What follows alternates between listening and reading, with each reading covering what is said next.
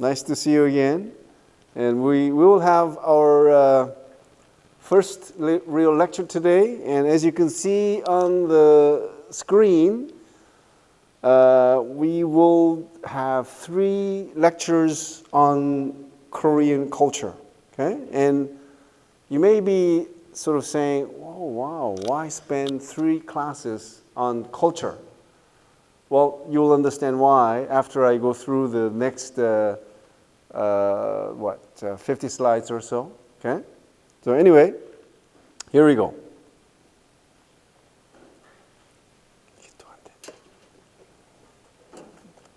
Okay. Okay. So this is the lecture outline, Introduction to Korea. So I'll start off with like an icebreaker. Okay? So I show you a number, and you tell me what that number means for Korea. Okay? So that's Introduction to Korea, Korea in numbers, followed by what is culture, 5 keywords to understand its characteristics, and keyword number 1, 2, 3, 4, 5. I left them out intentionally because I want to ask you later what those 5 keywords are. Okay? If you want to understand a new culture at its core, what should you be concerned with? What should you be looking at? What 5 cultural elements should be the starting points? Okay, that's the million-dollar question for you. Okay? And do you think this will be on the midterm exam or not? If you say yes, it will be on the exam. Do you say yes or not? Yes? Okay. All right.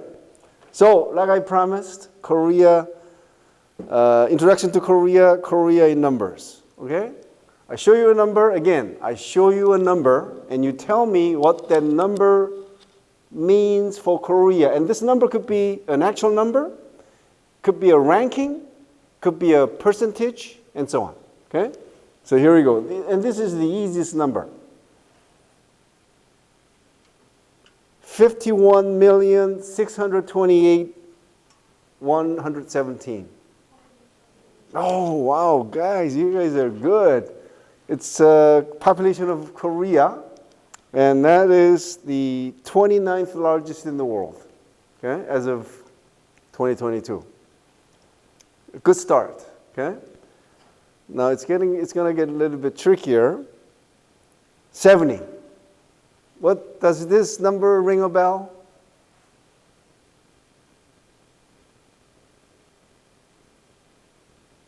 When I pose a difficult question, you get it right, I'll make you a very, very Korean Maxim coffee. Coffee mix, Korea just does it best. Okay? It's just simply the best. Yes? Average age of what? Koreans? I mean, do you mean to say the life expectancy at birth? It's much, much higher than that. Okay? Well, you give me an idea as to maybe I should include that. The life expectancy at birth for Koreans is like 80. Okay? Yes? Is it the amount of counties in Korea? Amount of? Counties. Yeah. Oh, very close. Yes? Oh, the number of years that has passed since the Republic of Korea was established? Very close, because it's 71 years. No. The Republic of Korea was established in 1948. So how many years do we have here? Is that 76? Something like that, right? So anyway, last call. 70? Yes. There are 10 provinces in Korea. Yes. The number of people over 70 are more than the younger people. 70? Yeah, like the population over 70 is like even more than the population over 5 years old. Oh, very interesting try, but not the right answer. This is the really final call. If Korea is 71, then it would be 70 years of the end of the Korean War? No? No. No? I don't know. Okay, sorry for the students at Beijing University. They couldn't hear what the students had to say, but they had said something like how it's been 70 years since the founding of the Republic, which did happen in 1948. And what else was mentioned? Anyway, I forget, okay? But anyway, the 70 here means this. About 70% of South Korea's land comprises of mountains. Okay? Now, do you know any other countries that has more mountainous landscape? Any country you know? Yes. Austria. What percentage of the land comprises of mountains?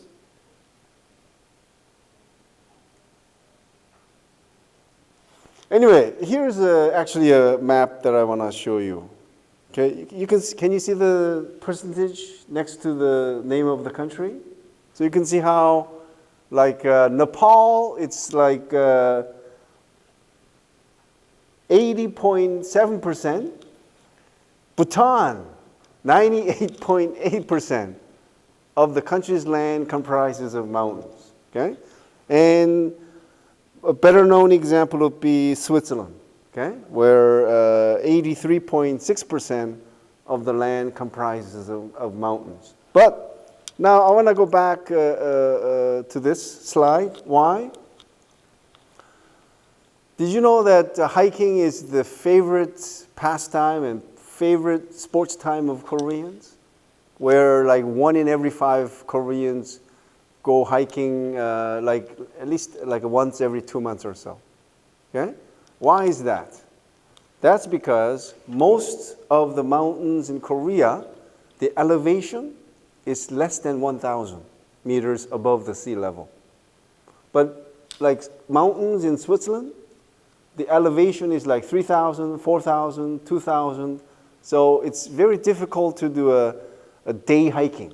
Whereas in Korea, you can do a whole hiking in 5-6 hours for most mountains.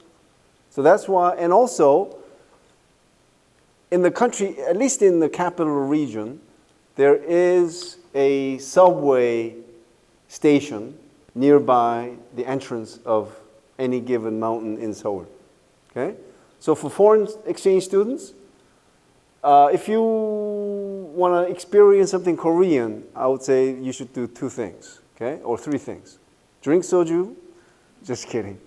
Go hiking, okay, and just don't go by yourself or with foreign friends, but make sure you go with like a Korean friend or Korean friends, okay.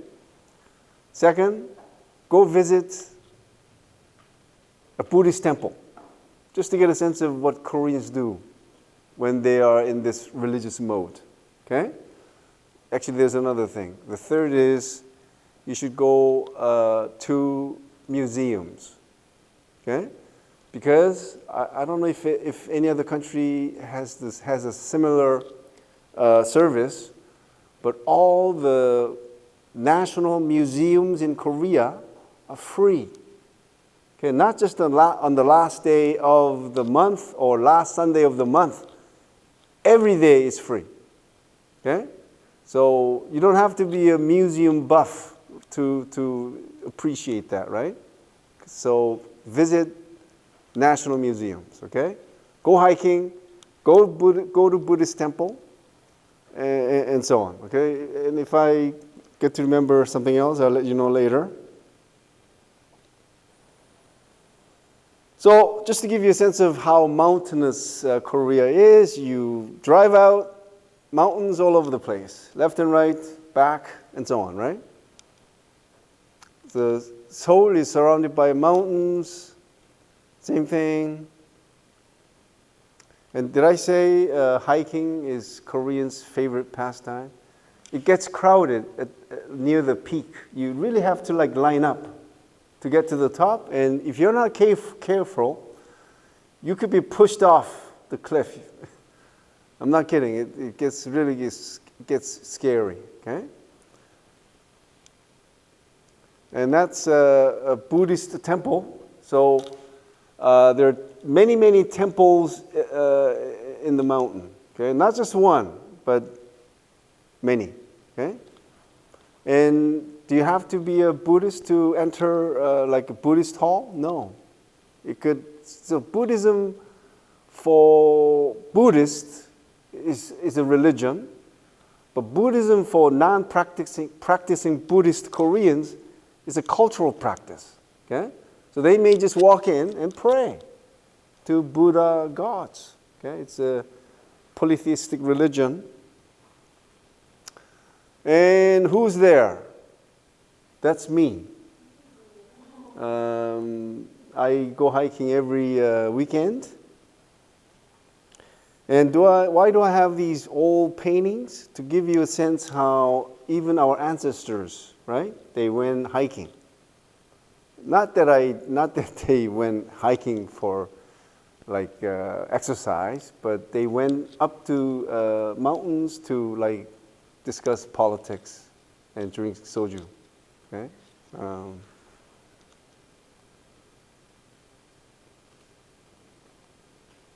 Okay, number 13. Again, it could be a rank, it could be a percentage, like the last one, or it could be an actual number. Yes?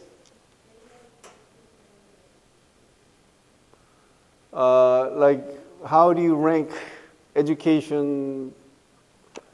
Well, I think if I want to just follow up on her point, Korea, when it comes to the tertiary education rate of this particular age group, 25 to 34, Korea is number one in the world.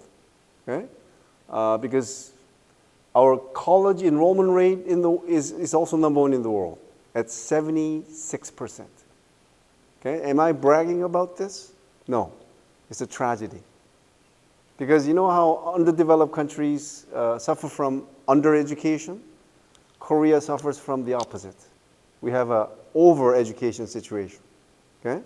So, anyway, going back to the 13th.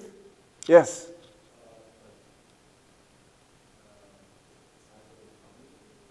Okay, very good.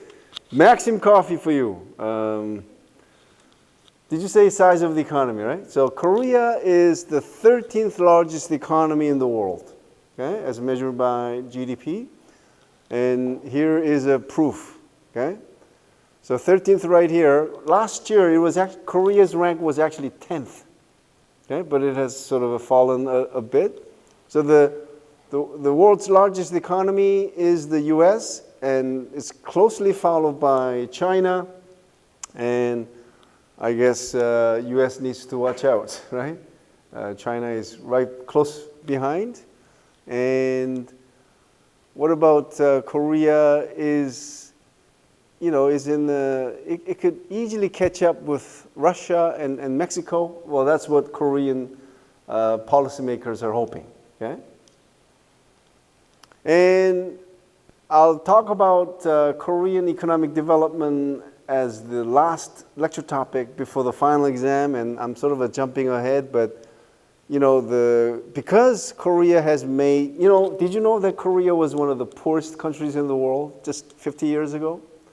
If you look at the GDP of 1960, some of the countries that were much wealthier than Korea include Ecuador, Philippines, Congo, Peru, and so on, right? And look at Korea now, right? And because of this, you guys are like, wow, BTS, Blackpink. The economic wealth does come with what is called soft power, okay? Here's another example. When foreign friends visited Korea, like 20 years ago, I would offer them like soju, right? They would take a sip and you go, and you know what their typical reaction was? Oh, shit, oops. They just didn't like the taste, okay? But now, you offer the same soju to foreign friends who visit me. They drink it. They want to like it. Why? Because it's cool. to drink something Korean, soju? And that's the answer. Why such a certain change in the way foreigners look at Korean cultural products? It's the economy, you know? Economic wealth carries a lot of weight, okay? And why are people all over the world using English to communicate? Okay, the answer lies in this, okay? And before that, it was England, which was the world economic power, okay? Anyway, moving ahead, 12. So just by looking at this number, you'll go 12, right? And I'll show it to you right away. And it is this. Korea has the 12th. So if you ever thought that Korea has the highest suicide rate, think again. It's not, okay? We have the 12th highest suicide rate in the world as of 2019. And here we go. So number one, Lesotho. So the thing about this is that many of these countries you probably never heard of, right? And that's because these are countries that are really small, with population like 2 million, 1 million, not even 1 million, right? So the only countries that sort of, that many of you would know would be Zimbabwe, South Africa, Mozambique, Russia, and South Korea. So if you go with the qualification like country with, let's say, 20 million population, then Korea will be ranked number 3. Why? After South Africa, Russia, come South Korea. Okay? So anyway, no matter what criteria you use, Korea is not number 1 when it comes to suicide rate. Okay? It's, what's again? 12. Okay? So one thing, since we're at this suicide page, one thing you should know is this. If someone asked you, which gender has a higher suicide rate, male or female, what would have been your answer? Without looking at the data, what would you have thought? What's the right answer? Oh, males. Well, as you can see here, it's definitely more males. But did you know that more females try committing suicide? When it comes to suicide attempts, females try more. But for the actual committing suicide, males higher, okay? And that's universal. And why am I showing you this modern sort of slide doors?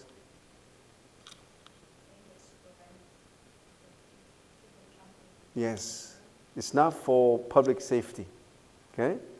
We designed this right from the beginning because so many suicide attempts took place at subway stations, okay?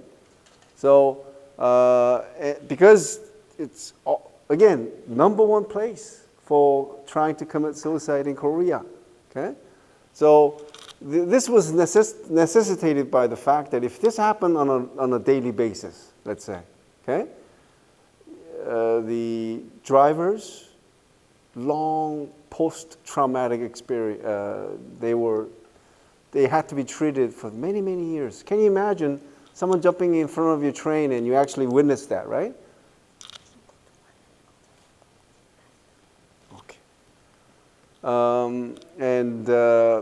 Even the commuters, when they see that, right? Wow. I mean, I haven't seen, never seen it, but you could imagine how terrible that must be, right? But anyway, that's why the number 1 place today is bridge, okay? So that's why they put a little thing here so that to prevent people from jumping, okay? 언제 나가죠? 언제 나갔어? 빠졌어. Okay. So we have to stop for a few seconds because the communication with Nanjing cut off. Um, so I just finish this up where. So this is life satisfaction index, and so you can see how among the OECD countries, Korea has one of the lowest life satisfaction index, and also there's a thing called World Happiness Report by the UN, and Korea is ranked like in the 57th or so. So what this tells you, okay, is that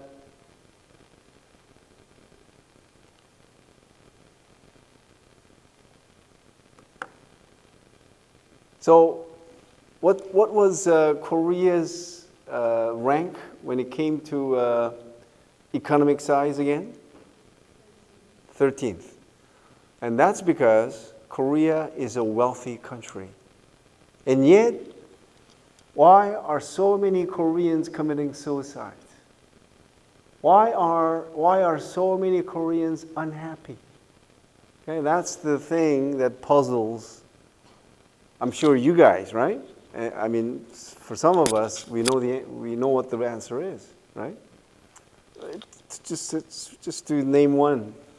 Society is just simply too competitive. And there's just too much focus on success, material success, okay? Just to name a couple of things, right? But from this sort of a review of this happiness report and happiness index, I'd like to share with you one thing about happiness, and that is this. You know, we all desire for more money, more prosperity, but studies after studies, that greater wealth does not really make a difference in making you happy. But you got to make sure you know this, and this is the thing. If you don't have enough for your, let's say, living. Let's say you're a student, and you live on your own. So you need let's say in the case of the U.S., $1,000 for rent, $1,000 for spending money, and so on, right? So let's say you need $3,000 a month. Now, if you have that, that's fine. But if you don't have enough to cover your living expenses, it does matter. It makes you unhappy, okay? But if you have enough, let's say that threshold is $30,000 a year. Now, your $30,000 and this guy or this person making $100,000 a year or $1 million a year, studies show very little difference. So as long as you have enough, more you earn does not have an impact on how happy you become. So be happy with what you have. That's the point. Okay? That's it. Oh. They're still working on the connection, so we just need to keep on talking about happiness. Yes? I also saw some studies that show like the level of happiness does go up even after you are in the minimum level to pay rent and food and everything. Like it does go up, but there's like a level that's different from every country. There's a level that just like stays on that same level, and then it goes like down again. Like if you're super rich, but a bit more unhappy than the people who own a good amount. Mm-hmm. Anyway, I mean, there are many studies on happiness, but as a whole, I think it is safe to say that the more you earn does not really equate with bigger happiness. Yes?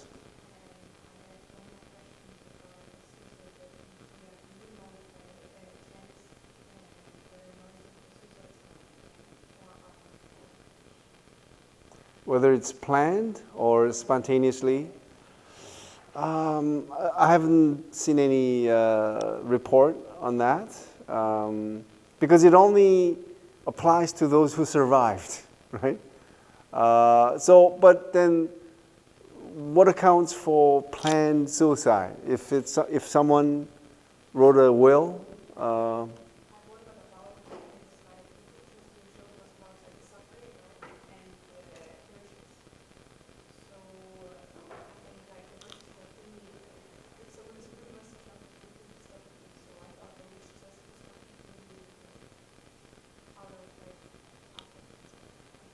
Mm.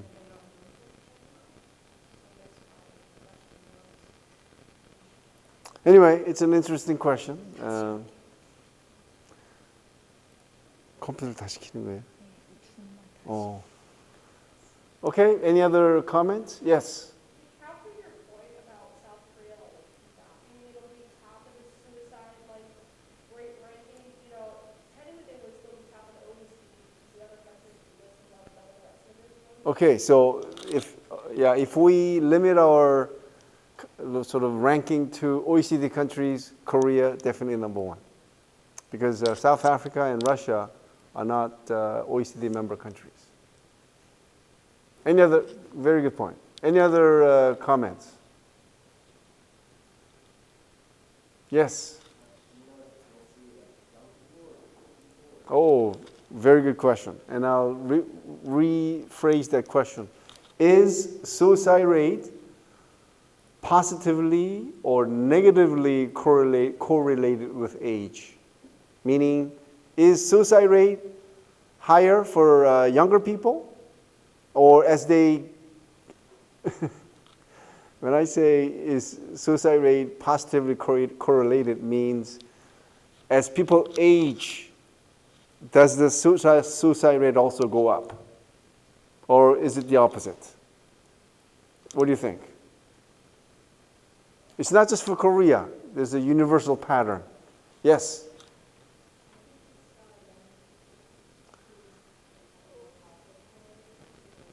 You mean younger people have a higher suicide rate? Well, the answer is the opposite. The suicide rate, so let's say you look at the suicide rate of teenagers, those in their 20s, 30s, 40s, 50s, 60s, 70s, and 80s plus, suicide rate is the highest by far for those in their 80s plus. Next highest is 70s. Next highest is 60s. Next highest 50s. Okay. Okay, students at Nanjing University, welcome back. We're talking about suicide rate in Korea, and just want to mention one thing where universally suicide rate is positively correlated with age, meaning older the people, the higher the suicide rate. And that's universal. And I'm sure it's the same in China too. Okay? All right. Number 5. So when you see numbers like this, you'll think of some kind of ranking, right? And you're correct. So is anything about Korea where Korea is ranked 5th?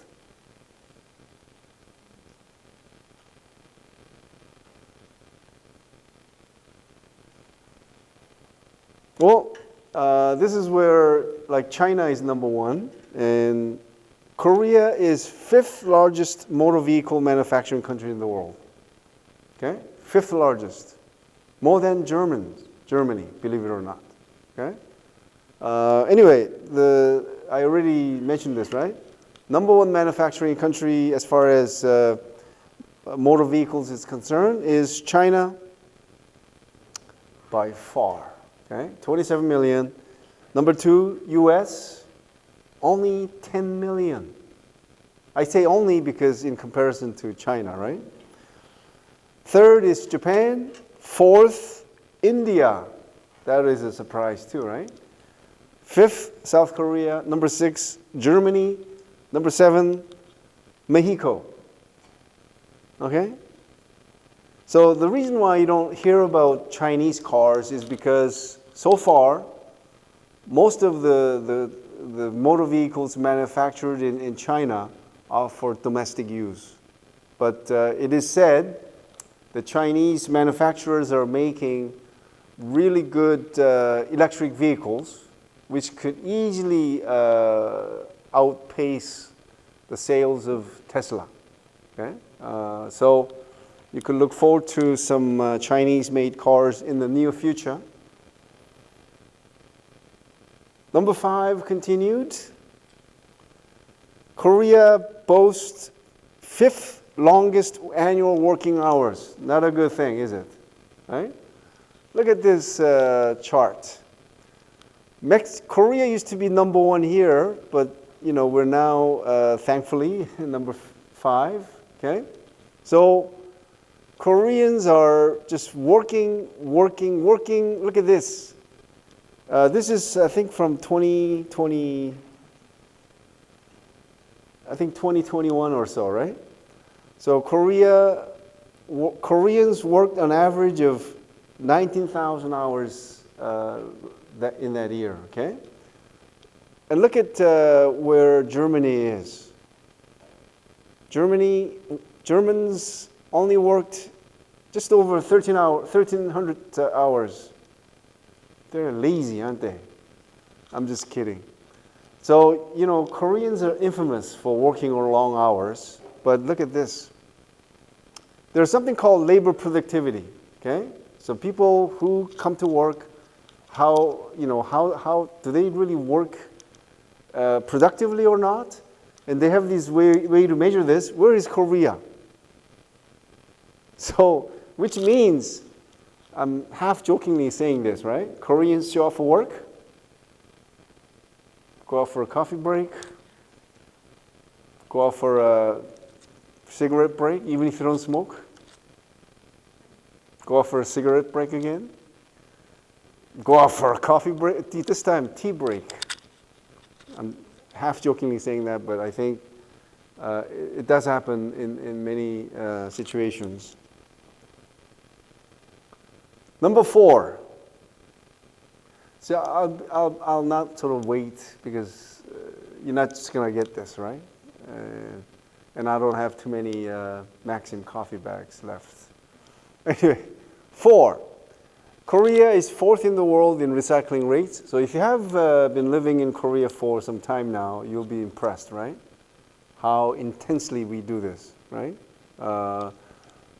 And if your country now does this food recycling, we've been doing that for last 20 years, okay? So we're recycling kings. Almost there. But Germans are outdoing us, including also Singaporeans, and how do you say Welsh? Welsh.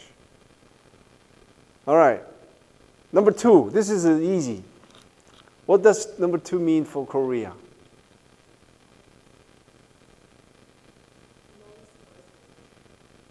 That should be number 1 then, right? So some obvious ones I left out because I'll be talking about that, right? I'll be talking about the lowest birth rate under aging. I'll be talking about the number 1 college enrollment rate under education. So number 2 is, I was hoping that someone gets this. I'm giving you another chance. 2 means for Korea.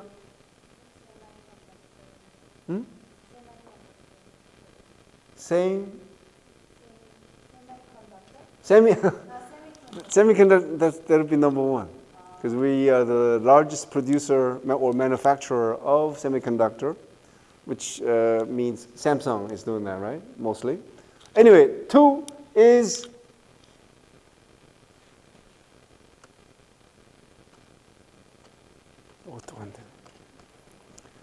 two refers to, I'm giving you another chance.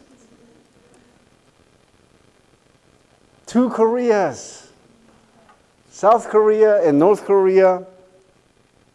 And just to give you a sense of Because, you know, I find that a lot of young people do not have this map knowledge. So even though you're here, some of you may not really know where Korea is on the map, kind of, right? So its neighbor is China, Russia, okay, North Korea that is. There's Japan, Philippines, and India, and so on, okay? And did you know that the conventional map we use grossly misrepresents the real size of the land? So in your free time, please look up maps that reflect actual size of the land, and they really look different, okay? In that map, Africa in particular appear much larger, okay? And Europe shrinks. Again, real map, okay? And China appears bigger than what you see here, okay? Because did you know that which country boasts the largest land in the world? Russia. Number 2, Canada. Number 3, number 4, USA. So the thing is, number 2, 3, 4, USA, China, Canada, their land is similar in size. But when you look at the map, which country appears to have the largest land of the 3? Canada. And then US, China looks the smallest. You could almost sense as if China's land is about 1/3, 2/3 only. But again, it's very similar. Okay? I mean, almost identical. Okay? Anyway, so here we go. So that's North Korea, South Korea, and this North Korea, South Korea at night. So everything is so dark in North Korea because they just don't have enough electricity. And that's the Panmunjom, DMZ. Oh, this is another place you should go. There is a day trip which is available only for foreigners. Okay? It charges you like only $30, $40, everything included, including soju. That part you have to check. Okay? But I think it does include like a small lunch. Okay? You just got to go, right? Because that side is North Korea. So you get to actually stay here, right? Look across. So this is South Korea, North Korea. Okay? And Trump became the first president in office of the USA to actually step into the soil of North Korea. He was there for like 5 seconds. And he said, "Oh, I'm scared." And he just stepped back to South Korea. Okay? Who are Americans here in this room? So what do you think are the chances of Trump winning the election again? Probably high because they're both incompetent old men. They both suck. But the problem is that, like, you feel like a lot of Democrats don't like Biden, but they still vote for him because he's so boring. I don't know. But, like, I think Trump has too many morality layers that he probably will win again, or at least aggressing. Hopefully he doesn't try to change the Constitution to eliminate the term limits. He would probably never. Anyway, the world will be watching, right? Anyway, now we turn to the last number, number 1. Is there anything about Korea that is number 1?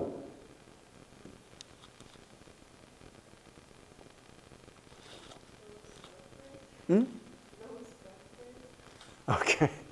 So a student mentioned the lowest birth rate, which is definitely number 1 in the world by far. And that's, no matter which countries you include, number 1. What else?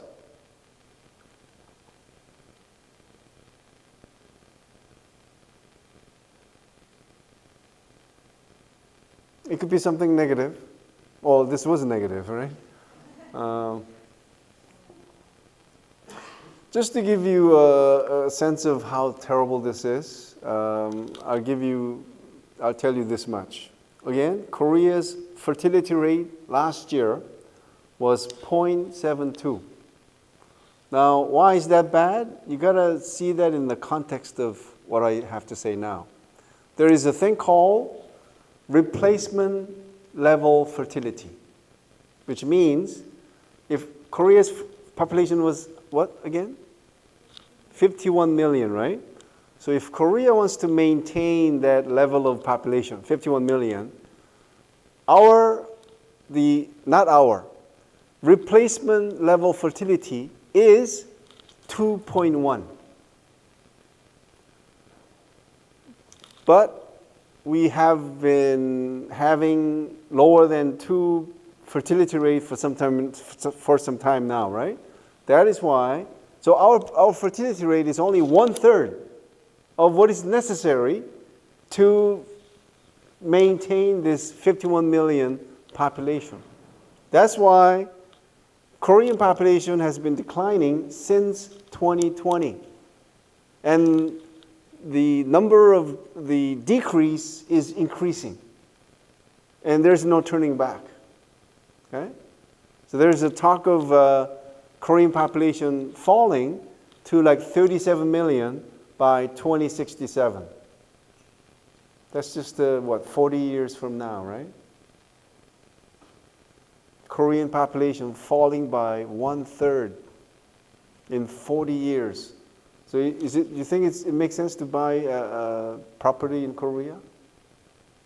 Property, real estate. Don't do that, okay? Anyway, number one. So fertility rate, anything else? Number one, that is Korean? Well, that's related to low fertility rate, right? So Korea is, yes, the fastest, most rapidly aging society in the world. I was going to say highest rate of poverty amongst the elderly among 12 countries. Okay, so among the OECD countries. Korea has but Korea has the highest poverty rate of elderlies among the OECD countries. Okay? And did I see a hand over there? Anyone? Yes. Of?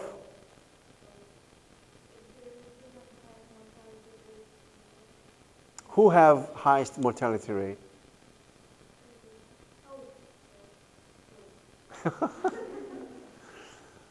Korea has one of the lowest mortality rates of all age groups, right?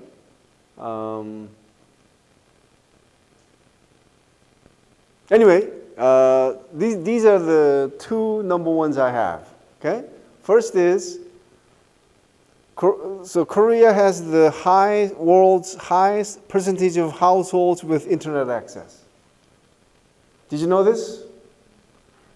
So 99.5% of households in Korea have internet access.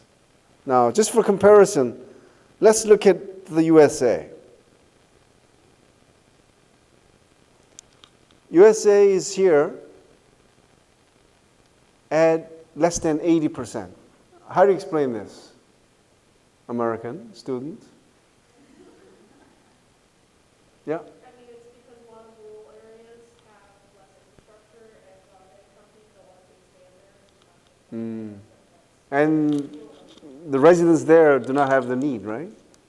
No, they do, but they can't afford it because they'll charge so much people make less money in rural areas. Okay, thank you. Good point. Okay, last one. Korea has the highest smartphone penetration rate in the world. So we have 94% of adults in Korea with smartphones. Okay? And any country you're interested in learning about? US, 77. Just kidding. Anyway, I'm sure just by, riding on the subway, that 94% makes sense, right? Because everyone is looking at their cell phone, right? Yes? It's interesting that India only has 23%, because I wouldn't have thought that India has such a low rate, because of Okay, oh, that's true. So, well, let's take comfort in knowing that it's sort of 8-year outdated data, right? So maybe India now is what, close to 50% maybe? I don't know, but I'm sure it's better than the number you see there, okay? All right. Now I'm done with the, Korea numbers, and the next section is something like a major shift. All right, now we had our ice-breaking time, and now we turn to more serious stuff, okay? Something that you really need to know if you want to understand culture, okay? So the title of this particular section is this: What is culture? 5 keywords to understand its characteristics, okay? And you're in for a shock this afternoon, okay? And here's why. Anyway, but I want to start with a quote by Ruth Benedict, one of the better known anthropologists or experts of cultural studies. The crucial differences which distinguish human societies and human beings are not biological, they're cultural, okay? Homo sapiens. Am I going back too far in time? Okay. Homo sapiens originated in Africa, where it reached anatomical modernity about 200,000 years ago, meaning Homo sapiens 200,000 years ago had the same anatomy as us today, okay? Just same, okay? And Homo sapiens in Africa reached full behavioral modernity around 50,000 years ago, meaning they were pretty much behaving like us, okay? I mean, they had the aptitude, okay? And as mental capacity expanded, we became the only species that names itself, and we are appropriately termed Homo sapiens, Latin for thinking person or wise person. This whole slide is just maybe too grandeur, but here's the reason why, okay?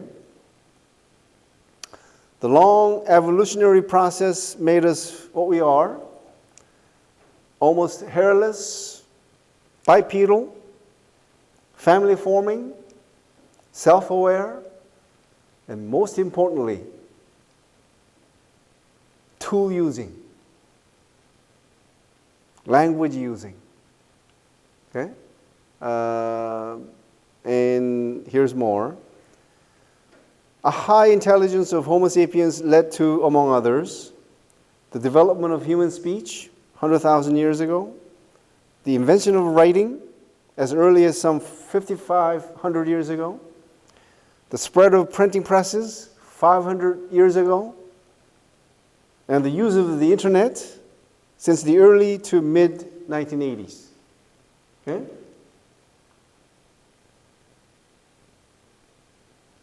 Why am I saying all this? High intelligence of Homo sapiens also led to the making and use of a wide variety of tools which allowed us to overpower much bigger, stronger, or faster animal species. Homo sapiens has spread to every continent, becoming perhaps the most widely dispersed species on the planet, and human population is still growing. What is the human population as of today, roughly? Over 8 billion. Okay? Do you know what the human population was 10,000 years ago, roughly? It was only about 5 million. So in 10,000 years, human population just exploded. Can you think of any other species that exploded like Homo sapiens? No other species comes even close. Not even, I mean, we're by far the most successful species. Okay? The question is, what accounts for the unprecedented success of our species?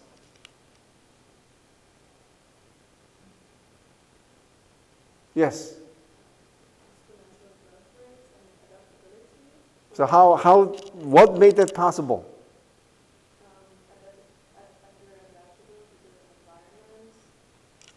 I mean, you're right, but you're not right getting the quite, yes.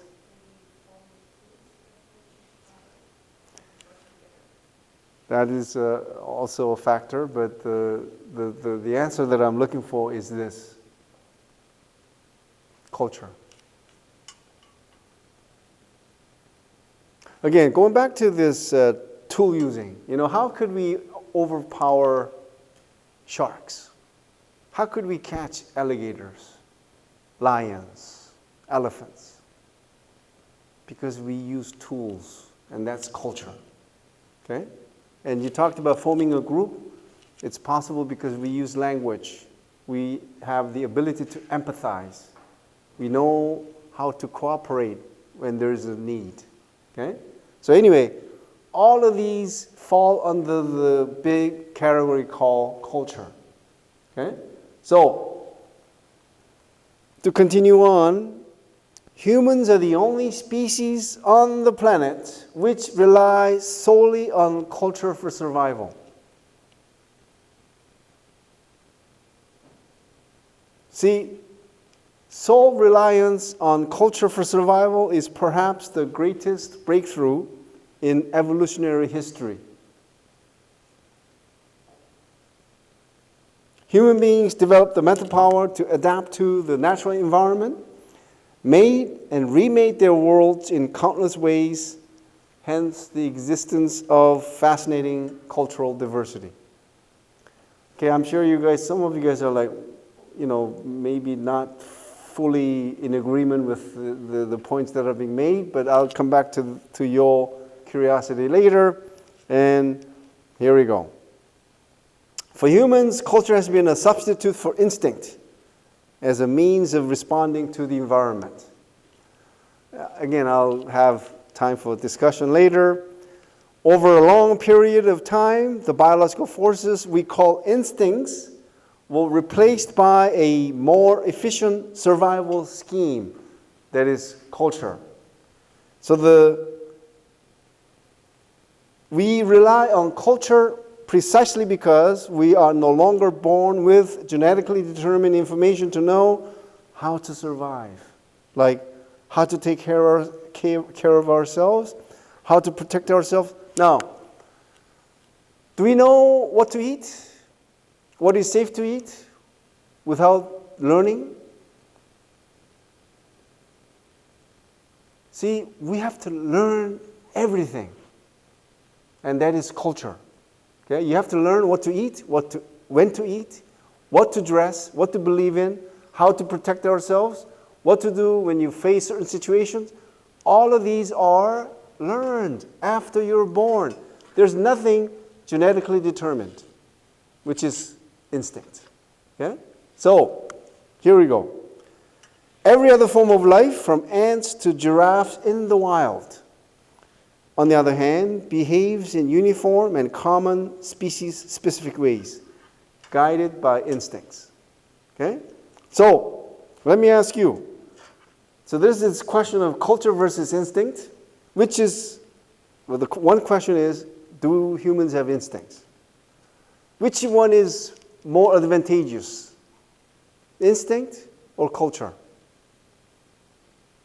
Well, successive Homo sapiens proves that culture is more advantageous, right? Because it could change.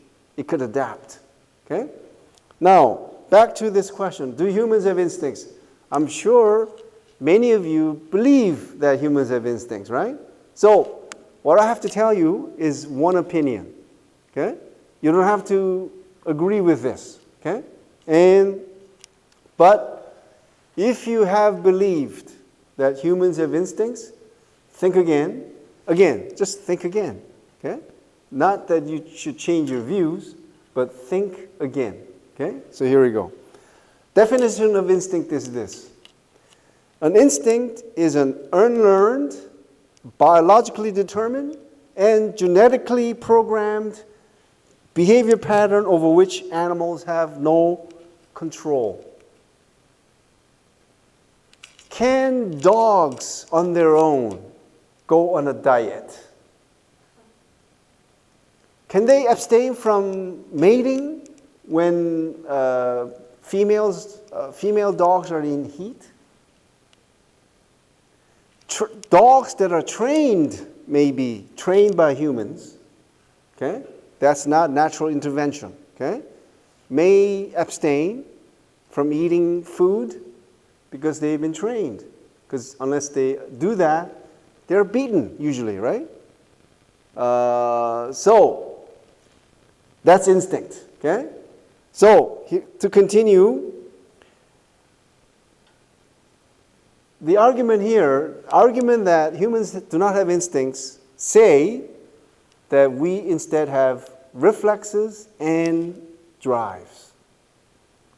What is the difference between instinct and drive? Drive can be controlled.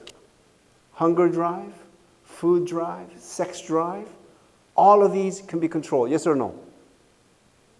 Yes. There's nothing in us that we cannot control. Okay? So, and what about reflexes? Reflex is an unlearned, biologically determined, involuntary response to some physical stimuli. Example, sneezing or the blinking of an eye. And here's a list. Can you read this?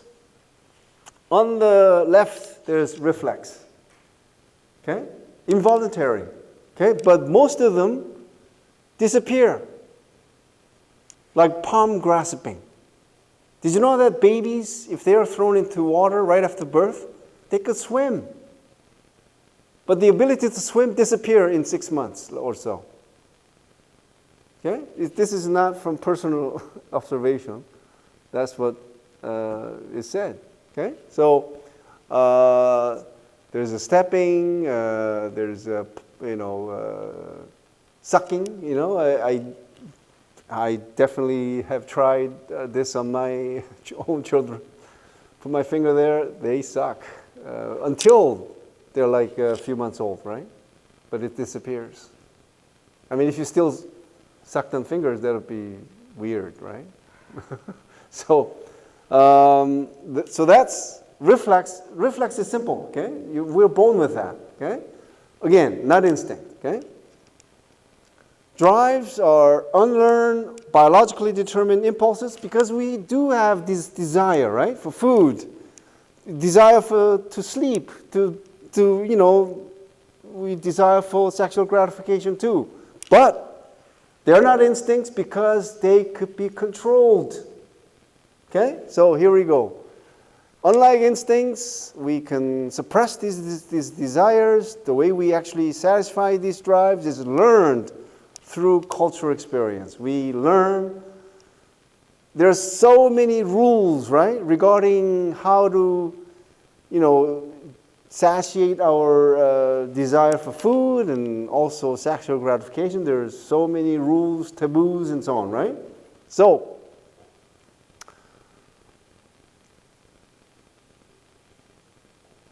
and other examples are these. We can suppress our drives. Suicide. Do you know any other species that commit suicide? At least on a regular basis. What example did you want to give?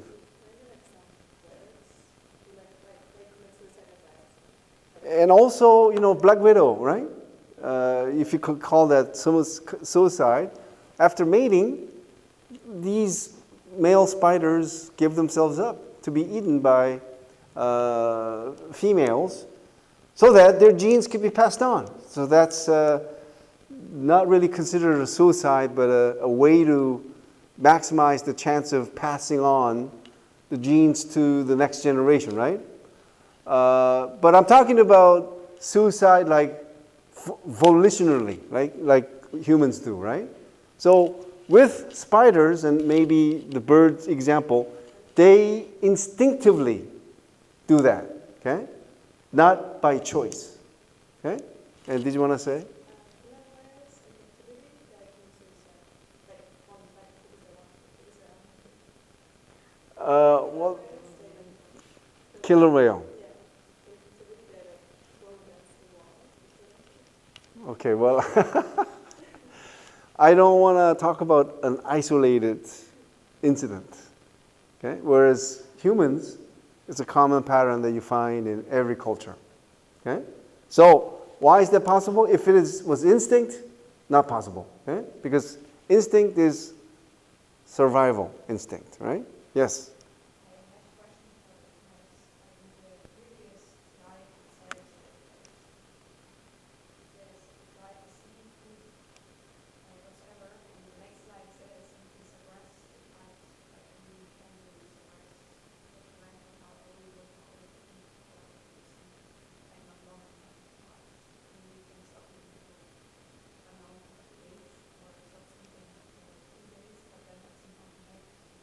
Oh, of course. But the point is, if you want, you could suppress your desire to sleep.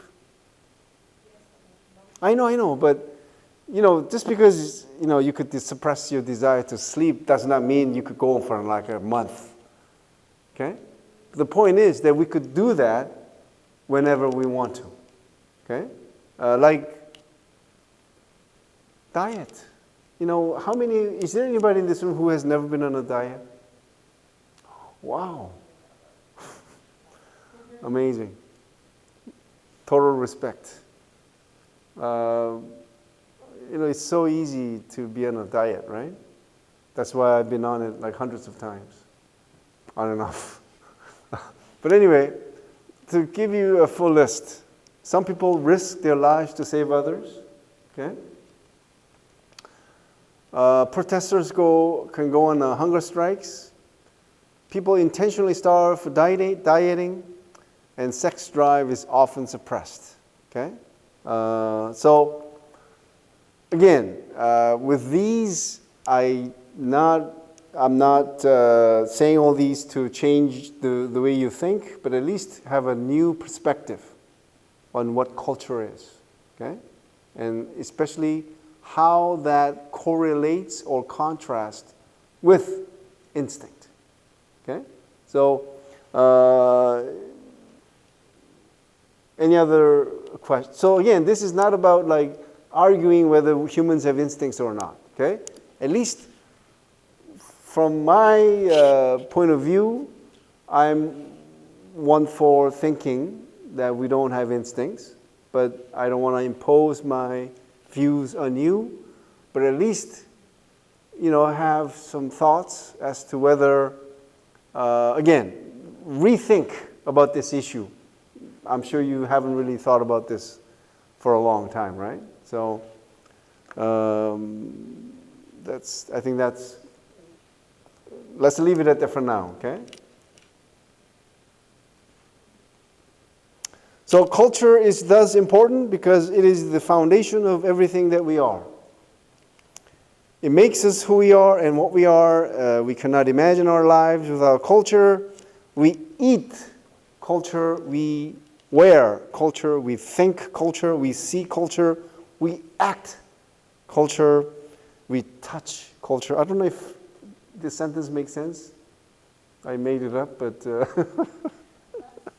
we hear culture, we breathe, and that's profound, right? We breathe culture. Okay. Given the importance of culture for human survival, what would children be like if somehow they were raised without the influence of culture? Can this kind of a experiment take place, you think? Deprive children of cultural influences? Of course, it can never take place intentionally, but there are some boys who were found in nature who were denied of any cultural influence. Okay? So here are a couple of examples. Children who grew without culture.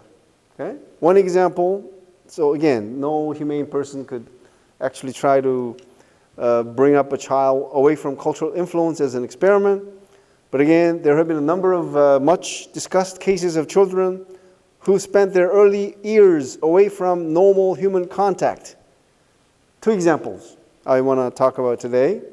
Victor of Aveyron in France and Dina Sanichar in India. Okay?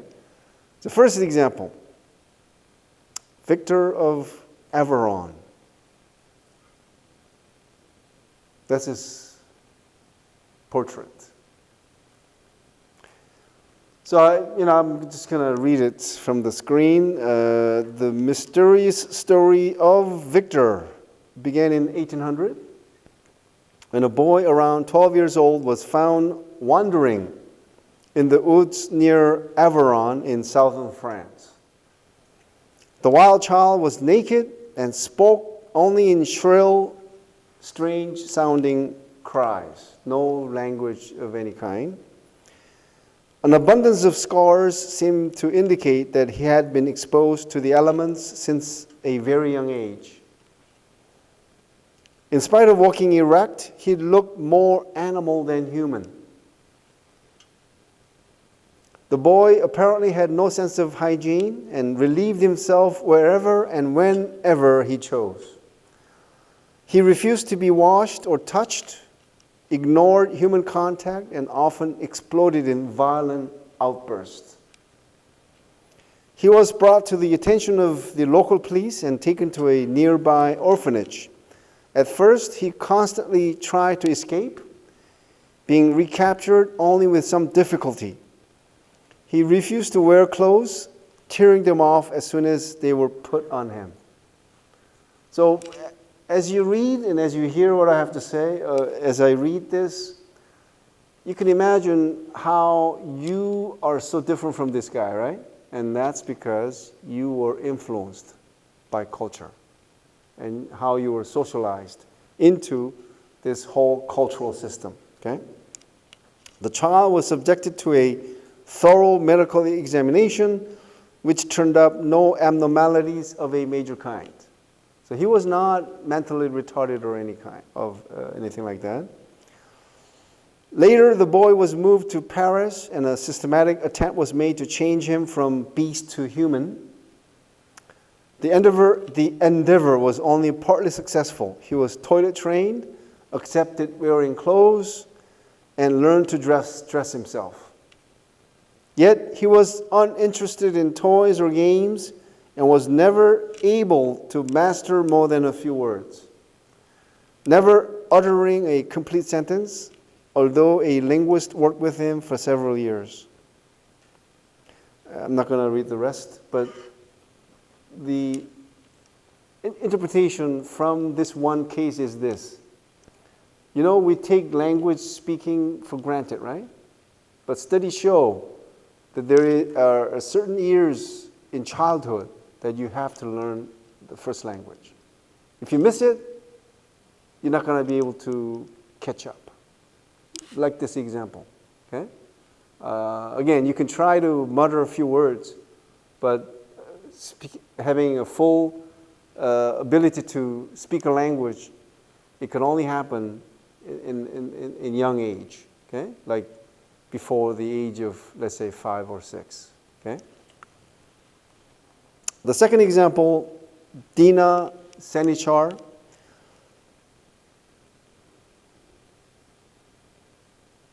Often known as the Wolf Boy, he was first discovered in 1867 after a band of hunters saw what they initially thought was a wild animal sleeping in the mouth of a cave in Bulandshahr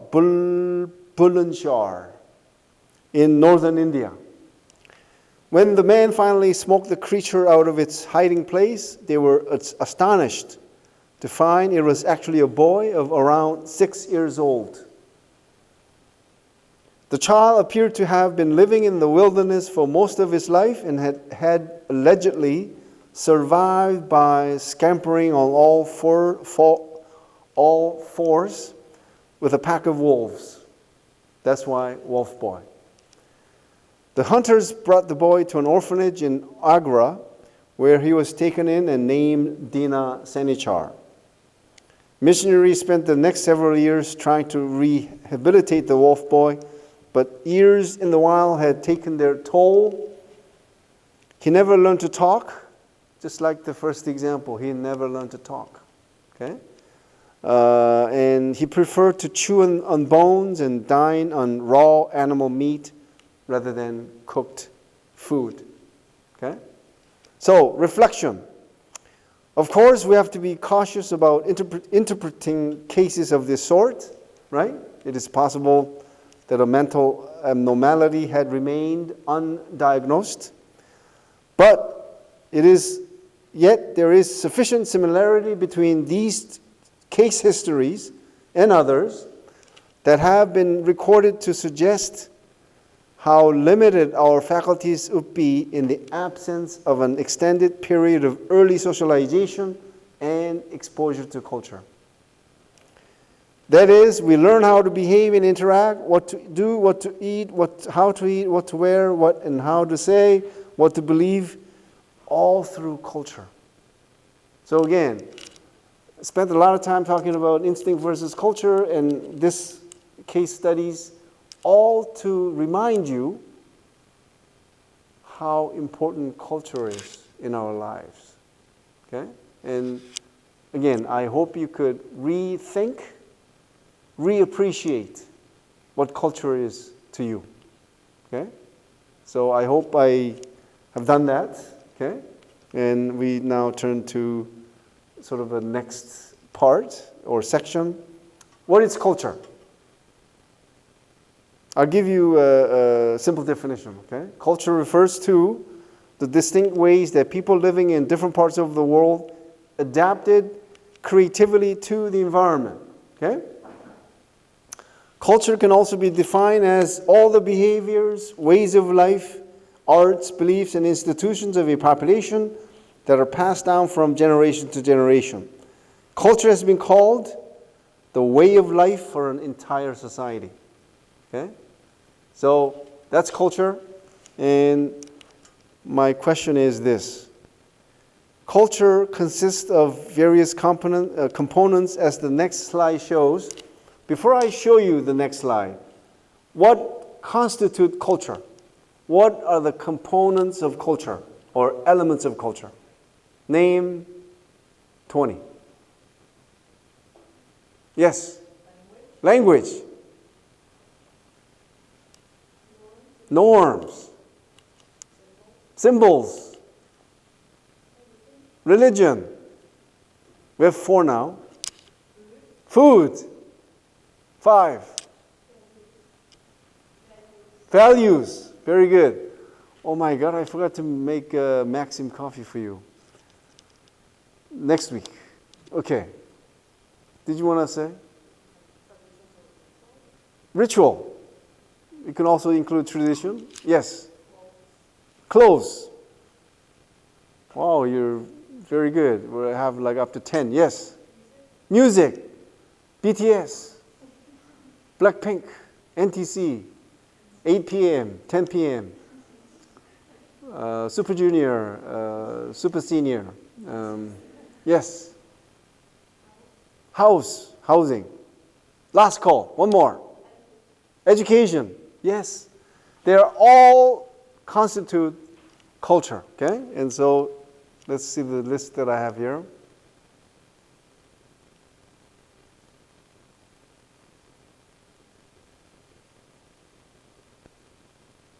And this is not an exhaustive list. Okay?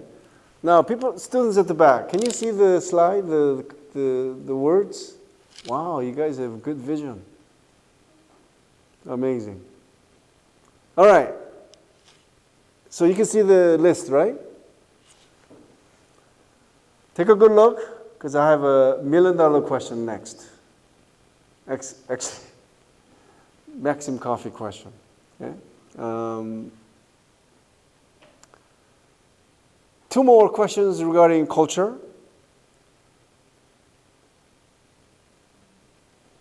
We already mentioned this, right?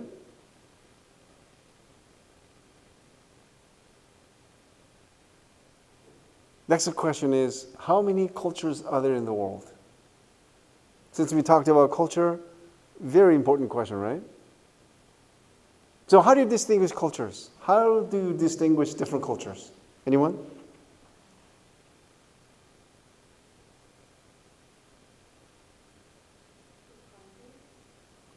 Yes. No. Within a country, there may be more than one culture, right? So how do you distinguish different cultures? Okay, one is ethnicity. The other one is? If you think of something, say it. Very good.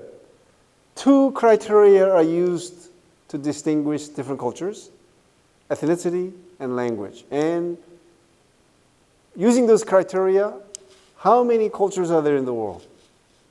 And if anyone is from a multi-ethnic society, traditionally that is, you could name like, my country is this, and we have, like 10 ethnic groups or whatever, traditionally. Okay? Anyone? Yeah? No. Ethnic groups. How many ethnic groups in China? Yes. So in China alone, we have 56 different cultures. Okay? And anyone else?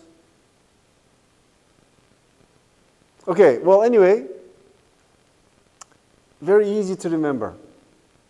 According to the UN, there are 10,000 different cultures in the world. Isn't this amazing? Again, easy to remember number, right? 10,000. And so I think this number makes what we're doing a humbling experience, right? Because we're just talking about one culture out of 10,000 and so on, right? So, having done that, the question is, so you remember the list of cultural elements? Where do you start? What are the starting points for exploring the most important aspects of a given culture? In other words, out of the vast array of elements that constitute culture, what are the most important ones in understanding a new culture? And name 5 most important ones out of all the elements that we talked about. Okay, very good. Religion. So let's call it faith. 1. Anyone else? 5 most important ones. Language. 2. Yes. Values. Wow, you guys are good. First 3 answers, just correct. So we have 3 now. Faith / religion, values, language. 2 more. Wow. 4th correct answer, straight. First time ever happening. So we have language, values, norms. Language, norms, values. Oh, faith. Okay. Last one.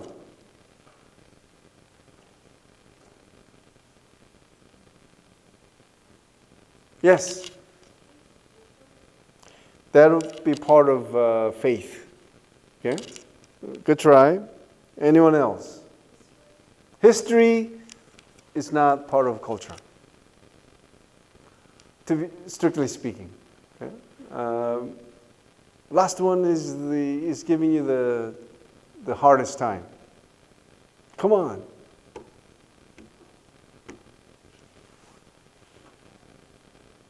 So what are the 4 again we have so far? Language, values, faith, norms. You know, I want you to do this. Before you fall asleep tonight, make sure you remember the 5 key elements. Okay? See, if we don't identify the fifth one, you will not be able to sleep tonight. Okay? Yes? You got to be more specific. Yes. Tradition, not. Yes. Institution? Not included in the five. So see, I didn't arbitrarily come up with this five. These five have been identified by cultural studies experts. Okay? Yes? Yeah. No. Environment? That's not culture, right? Yes?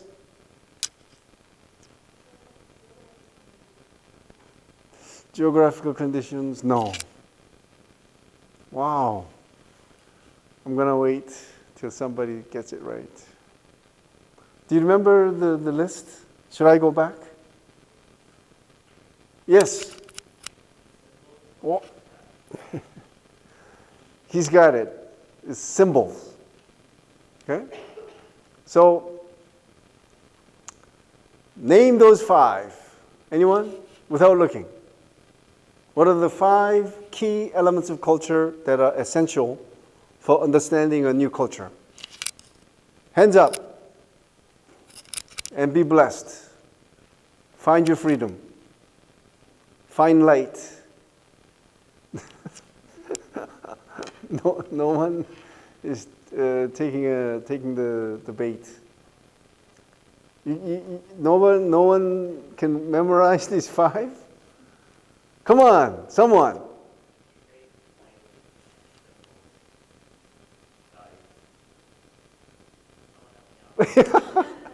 See, you always get stuck on the fourth one, right? Anyone? One more time. Yes.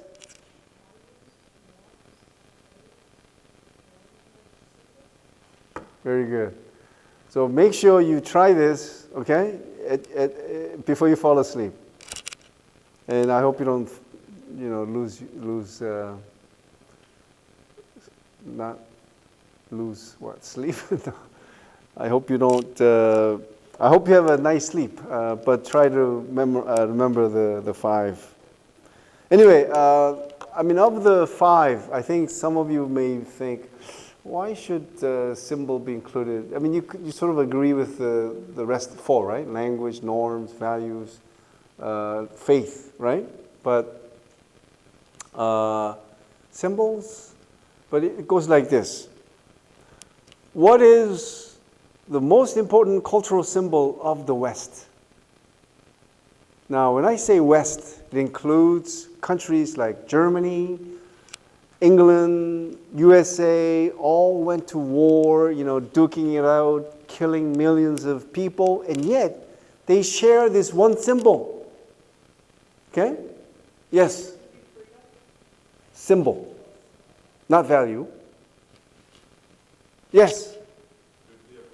Very good. The cross.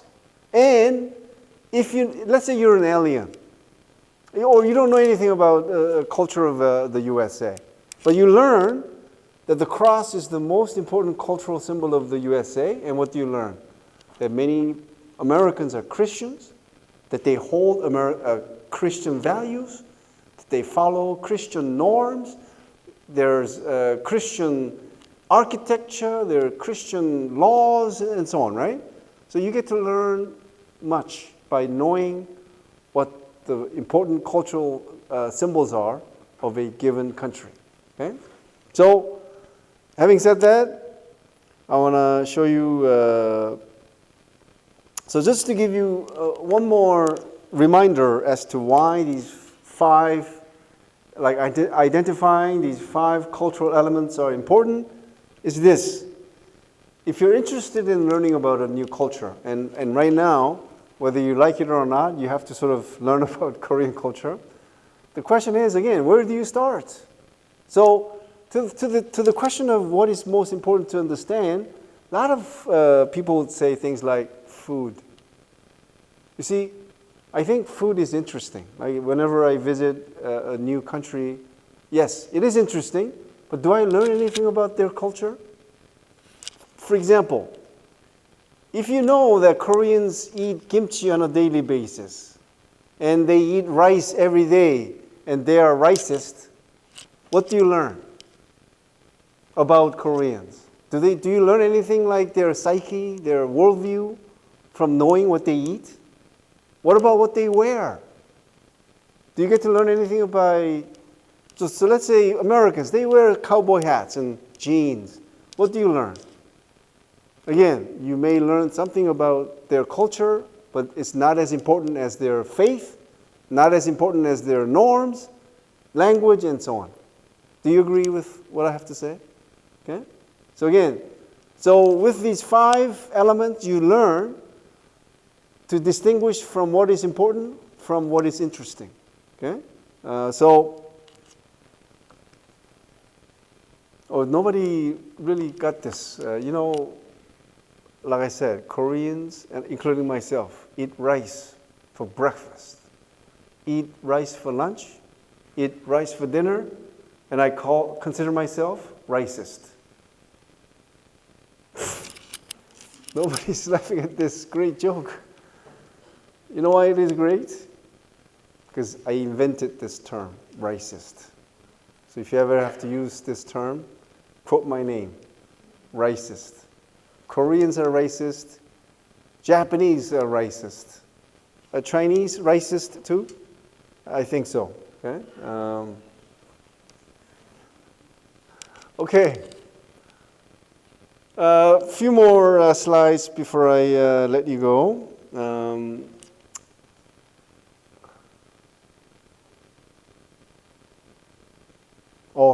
So different wording. Belief, okay, not faith. But it's the same thing, but I think it's better to go with beliefs. Okay?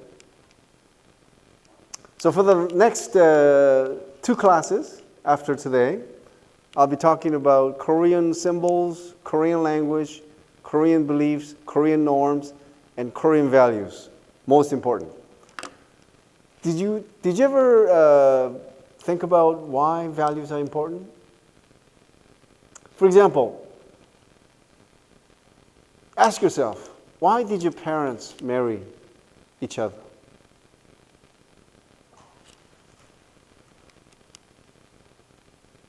It's values. Okay? If you're dating someone right now, why? The answer lies in values.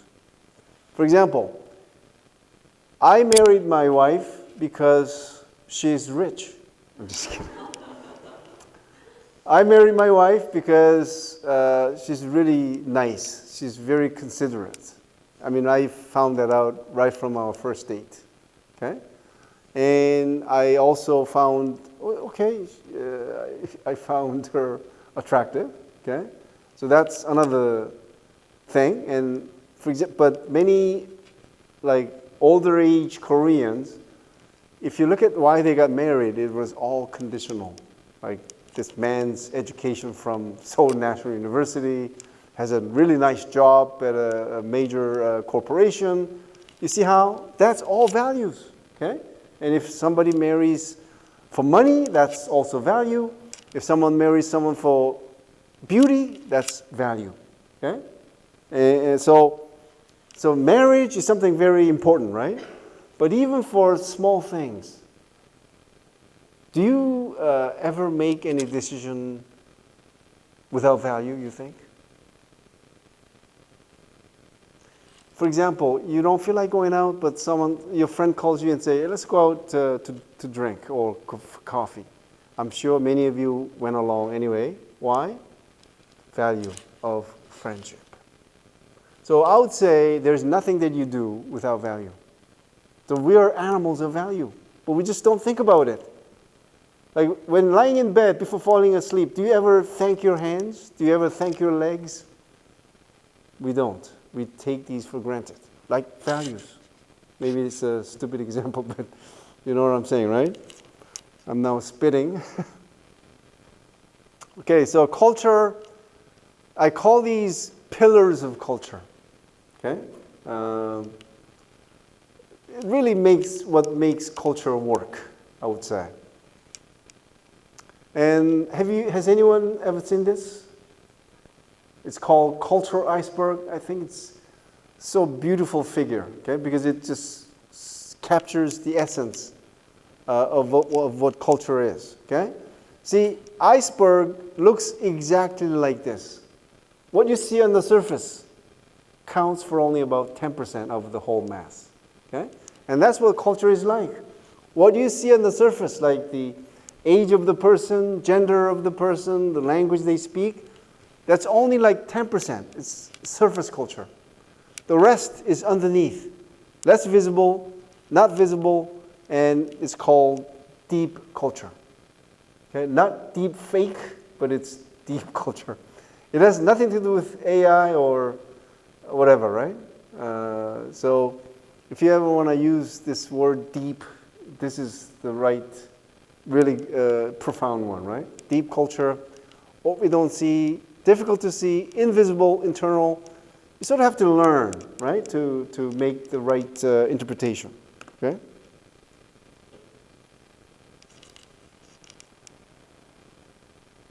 And the iceberg concept of culture, it's the same thing, right? All right.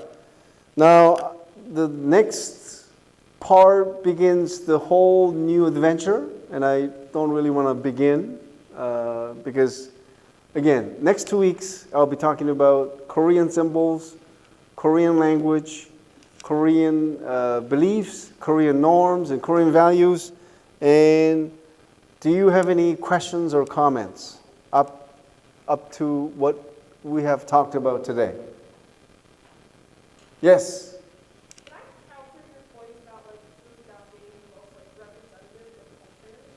Because I actually think this is interesting. Because typically when you go to a restaurant in the US, this is like an American style restaurant, everybody orders for themselves like what they want. Whereas in Korea, typically go to a restaurant, you are ordering for the table and you share amongst others. So I think that actually does show a cultural value in a sense. Yeah, I get it's not, it's maybe not as important as other ones. It's not directly about the food, but I do think that's a cultural value. Okay, thank you. A student mentioned how food should also be considered as an important element of culture, especially in trying to understand a new culture. A point well taken. But I guess when we consider food as an element, it's more about food itself, not like how it is cooked or how it is eaten or how it is shared, but food itself, like in the case of Korea, kimchi, rice, and so on, right? So, and in my own defense, I like to say, I didn't come up with the list of 5 elements, okay? It's a list, sort of ideas that have been generated by scholars of cultural studies. And for me, it made sense, okay? But again, whenever I propose something, don't take it as the truth, okay? It's an idea that I want to share with you, and it's a starting point, okay? From that point on, you think about your own, okay? And you decide for yourself what makes most sense to you, okay? Just like the instinct versus culture, it's an idea that you may not have thought about for a long time. I've reminded you what the issues are, and so think about this issue, okay? And so you're just dying to get out of this classroom, but learning takes place not just in the classroom, but outside, okay? So if anything I mentioned today tickled your curiosity, you don't close your book, meaning you look it up. And you live in an age where looking up ideas and information is made so easy. You know, when I was your age, if I wanted to learn something, you know what I had to do? I had to go to the library to look up a damn word or concept. But you just type it and it's all there. and the gift of Wikipedia, right? It has such a nice summary-like entry of almost every important concept, right? So, and today maybe you didn't find anything to look up, but every so often I will remind you. I'll mention something and I'll say, look it up after class, okay? Because I cannot really do full justice to certain concepts that I discuss, okay? So again, you've got to do that to become a good student. And I emphasize good student because, do you think I'm a good student or not? I'm not using a past tense here, okay? I am a good student because I am learning, always, constantly, okay? And you should do the same, all right? Okay, so thank you, everyone. So students at Nanjing University, see you next week, okay?